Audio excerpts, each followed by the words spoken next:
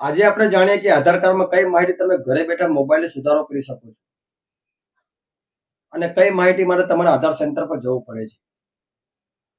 સૌથી પહેલા વાત કરીએ કે તમે ઘરે બેઠા શું સુધારી શકો છો. મિત્રો, તમે ઘરે બેઠા તમે તમારા આધાર કાર્ડમાં માત્ર 3 વસ્તુનો સુધારો કરી શકો છો. પહેલું મોબાઈલ નંબર, બીજું ઈમેલ આઈડી અને ત્રીજું એડ્રેસ. આ 3 માહિતી તમે UIDAI ની વેબસાઇટ પરથી ઓનલાઈન સરળતાથી અપડેટ કરી શકો છો. પરંતુ નામ, જન્મ તારીખ, જેન્ડર, બાયોમેટ્રિક વિગતો અને ફોટો જેવી માહિતી સુધારવા માટે તમારે આધાર સેવા કેન્દ્રમાં એપોઇન્ટમેન્ટ લઈને જવું પડે છે. તો મિત્રો, હવે ઓનલાઈન એપોઇન્ટમેન્ટ કેવી રીતે લેવી તે આપણે આ વિડીયોમાં સમજીએ. મિત્રો, વિડીયોને લાસ્ટ સુધી જરૂરથી જોજો જેથી કરીને તમને પૂરેપૂરી માહિતી મળી રહે. તો ચાલો વિડીયોની શરૂઆત કરીએ.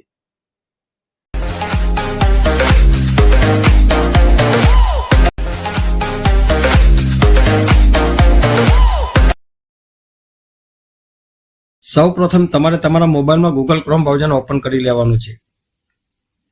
અહીંયા સર્ચ બારમાં UIDAI લખીને સર્ચ કરી લેવાનું છે. અહીં પ્રથમ દેખાતી UIDAI ની અધિકારિક વેબસાઇટ પર ક્લિક કરી લેવાનું છે. અહીંયા તમારે તમારી પસંદગીની ભાષા સિલેક્ટ કરી લેવાની છે. ત્યારબાદ તમારી સામે કંઈક આ રીતનું પેજ ઓપન થઈ જશે. અહીંયા ગેટ આધાર વાળા સેક્શનમાં બુક અને અપોઇન્ટમેન્ટ વાળું ઓપ્શન તમને જોવા મળી જશે. એ ઓપ્શન પર તમારે ક્લિક કરી લેવાનું છે. ત્યારબાદ તમારી સામે કંઈક આ રીતનું પેજ ઓપન થઈ જશે.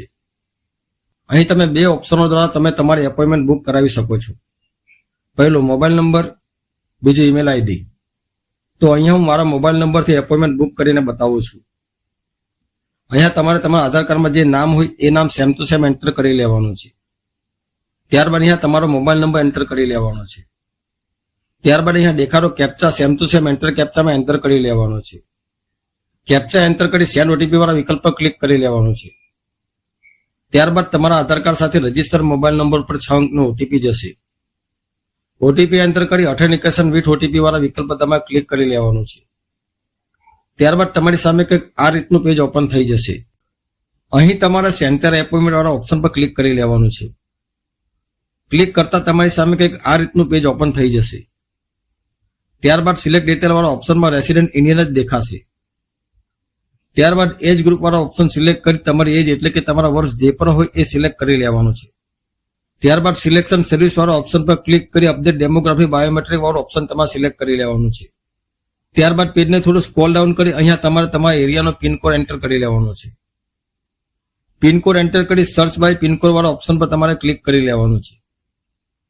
જેવો તમે પિનકોડ એન્ટર કરશો તો તમારી સામે તમારા નજીકનું આધાર સેન્ટર તમને જોવા મળી જશે. ત્યારબાદ અહીંયા તમારે બુક વાળા ઓપ્શન પર ક્લિક કરી લેવાનું છે.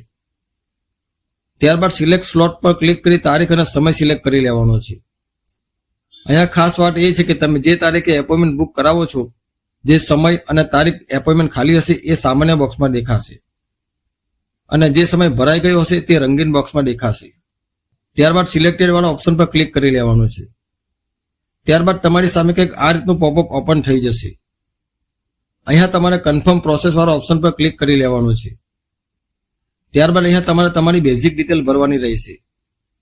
Name as per the document લખ્યું છે એટલે અહીં તમારું નામ જે ડોક્યુમેન્ટમાં છે એ સેમ ટુ સેમ એન્ટર કરી લેવાનું છે. ત્યારબાદ મોબાઈલ નંબર એન્ટર કરી લેવાનો છે. મોબાઈલ નંબર એન્ટર કરી આધાર નંબર એન્ટર કરી લેવાનો છે. તો અહીંયા તમારે જે કંઈ પણ સુધારો કરવો છે એ ઓપ્શનને સિલેક્ટ કરી લેવાનું છે. જેમ કે નામ, date of birth, gender, mobile number, email address. ત્યારબાદ અહીંયા તમે સુધારેલું નવું નામ એન્ટર કરી લેવાનું છે. ત્યારબાદ અહીંયા તમારા રેસિડેન્ટ પ્રૂફ સિલેક્ટ કરી લેવાનું છે. જેમ કે voter ID, ration card, passport, કિસાન પાસબુક. તમારી પાસે જે પણ પ્રૂફ હોય એ પ્રૂફ સિલેક્ટ કરી નેક્સ્ટ વાળા ઓપ્શન પર ક્લિક કરી લેવાનું છે.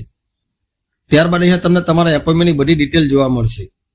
એપોઇન્ટમેન્ટ ટાઈપ, આધાર સેવા કેન્દ્ર, verification type, application fee, appointment date, appointment type, ત્યારબાદ આધાર કાર્ડ નંબર, રેસિડેન્ટ પ્રૂફ, બધી વિગતો તમને અહીં જોવા મળશે. ત્યારબાદ નેક્સ્ટ વાળા ઓપ્શન પર તમારે ક્લિક કરી લેવાનું છે. હવે અહીંયા તમારી સામે કંઈક આ રીતનું ઇન્ટરફેસ ઓપન થઈ જશે. ત્યારબાદ અહીંયા તમે જોઈ શકો છો અહીંયા તમારે 125 રૂપિયાનો ચાર્જ ચૂકવવો પડશે. ત્યારબાદ આ હિયર બાય કન્ફર્મ વાળા ઓપ્શન પર ક્લિક કરી કન્ફર્મ વાળા ઓપ્શન પર ક્લિક કરી લેવાનું છે. હવે અહીંયા તમે જે એપોઇન્ટમેન્ટ બુક કરી છે એ એપોઇન્ટમેન્ટનું સ્ટેટસ તમને જોવા મળશે. અહીંયા ડાઉનલોડ એક્નોલેજમેન્ટ વાળા ઓપ્શન પર ક્લિક કરી તમે એક્નોલેજમેન્ટ સ્લિપ ડાઉનલોડ કરી શકો છો. અહીંયા મારી એક્નોલેજમેન્ટ સ્લિપ તમે જોઈ શકો છો. આ એક્નોલેજમેન્ટ સ્લિપથી તમે તમારો ઓર્ડર પર ટ્રેક કરી શકો છો. તો મિત્રો, આ રીતે તમે એપોઇન્ટમેન્ટ લઈ તમે આધાર કાર્ડમાં સુધારા વધારા કરી શકો છો. જો વિડીયો ઉપયોગી લાગ્યો હોય તો વિડીયોને લાઇક કરો, શેર કરો. આવી ઉપયોગી માહિતી માટે ચેનલને સબસ્ક્રાઇબ કરવાનું ભૂલશો નહીં. આજ માટે બસ એટલું જ. ફરી મળીશું નવા ઉપયોગી વિડીયોમાં. આભાર.